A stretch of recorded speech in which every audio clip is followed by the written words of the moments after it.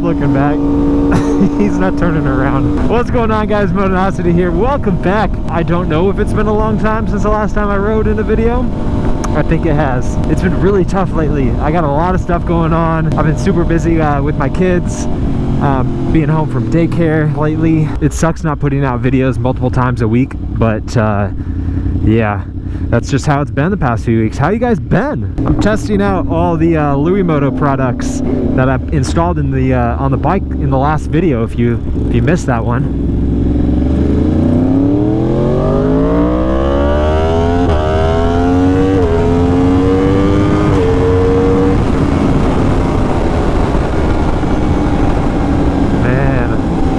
Not get sick of that sound. Riding out here with Dustin today. The weather is outstanding. That's another thing that's contributed to me not going out and riding lately. The weather's been terrible. It's been raining so much. It's been cold.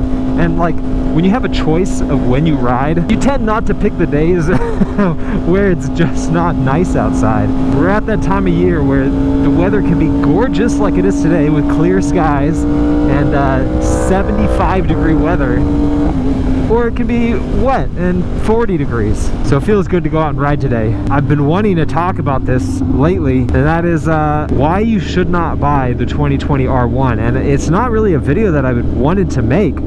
I love this bike. I love it to death. And this is an incredible bike. Like, it really is. There's one thing that is just continuously a problem with this bike.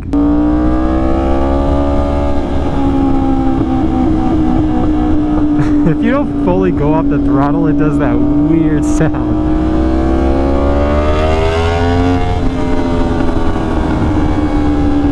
That's fully off. Man, the echo of this exhaust off the cars next to me.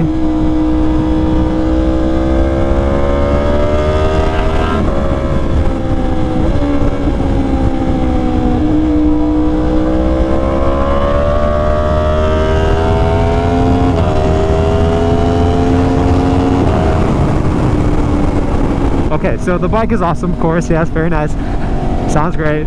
Very fast. But what bugs me the most about this 2020 R1 is that there is still, almost a year after this bike was released, not an ECU flash. The ECU on this 2020 R1 is still not unlocked. They are still trying their darndest to get this thing unlocked, and it is frustrating to be an owner of this bike.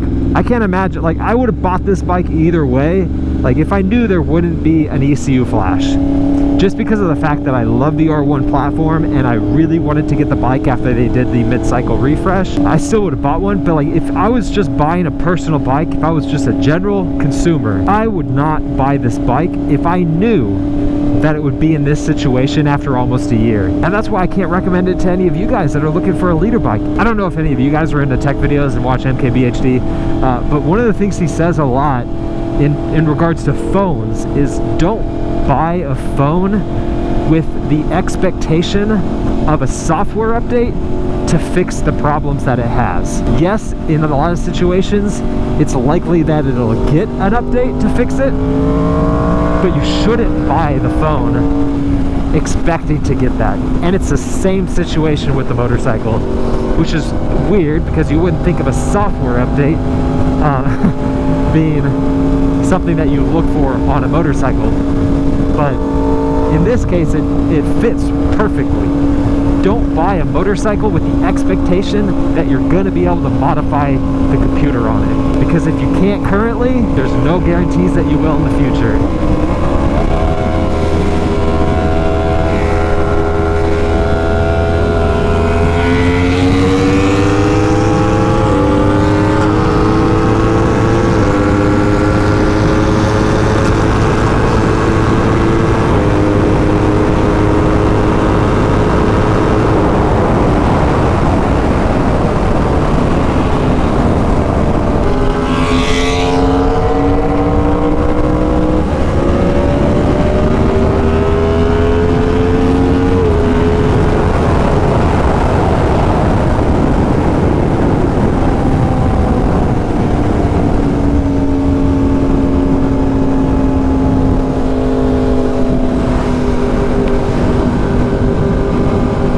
was on fire.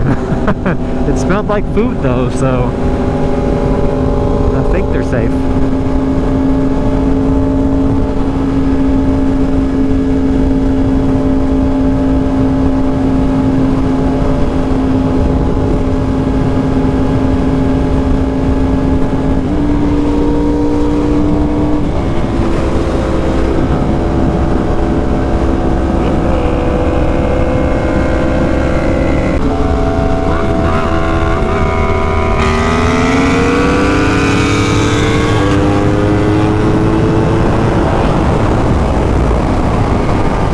Chance.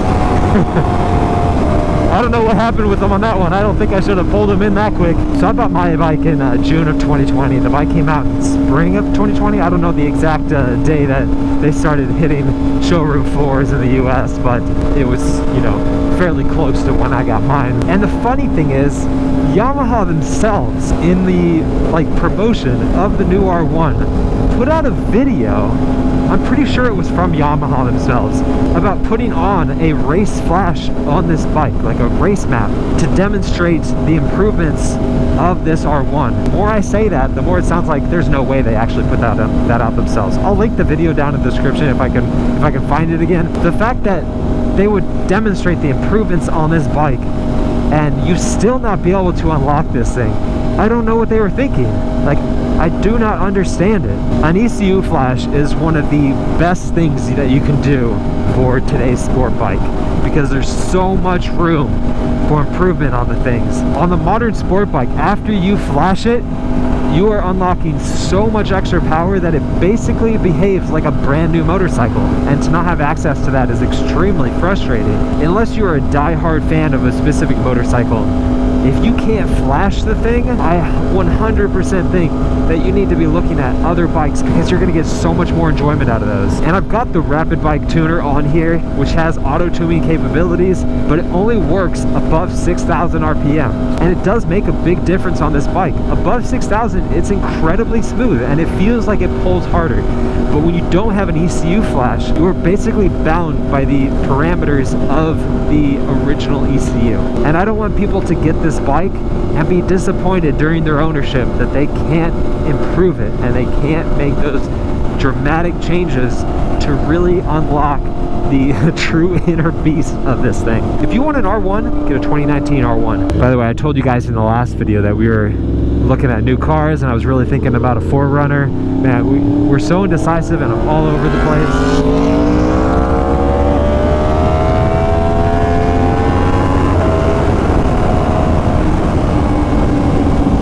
We went and looked at Kia Tellurides yesterday because Fry spoke so highly of them. I was really impressed, and I love how they look. But get this, the top of the line Telluride is selling for $10,000 over sticker. Love the car, but I'm not spending $10,000 over sticker for a Kia. That is money that I am not going to get back. It's been a while since I took my camera out and did a little photo shoot on a ride, so we're gonna head to one of my favorite spots and take some pictures of the bikes. I got a new lens, excited to try it out. I got a new camera too, the A7S Mark III, but I wanted to primarily take photos, so I brought my A7R Mark II. All right, all filled up. Oh yeah.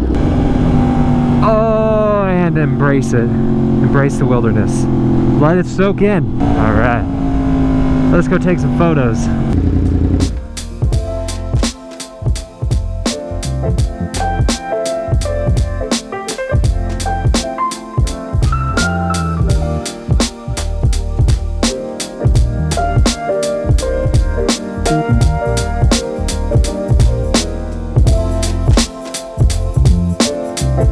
Alright, photo shoot down. It was a success. I miss doing these. I need to do these more often. It's been a hot minute since I did a little photo shoot, and that turned out really, really well, especially with the help of Justin there. Took some photos of me with the bike, so if you want to see those, make sure you're following me on Instagram. In fact, go check out the latest photo, and in the comments, leave the star eyes emoji.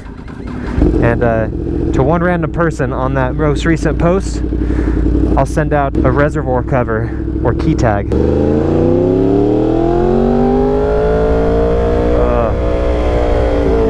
I can tell I just barely didn't put my earplugs in perfectly because I can hear my exhaust way more clearly. This is a fun little stretch of road back here, riding back here.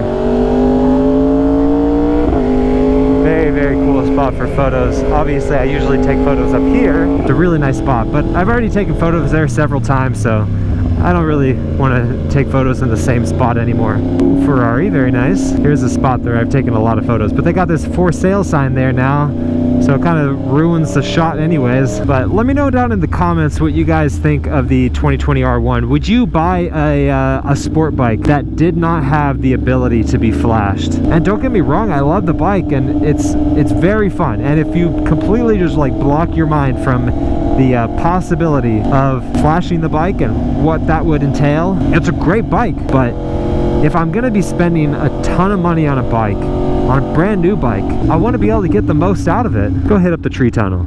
It's been a while since we hit the tree tunnel too.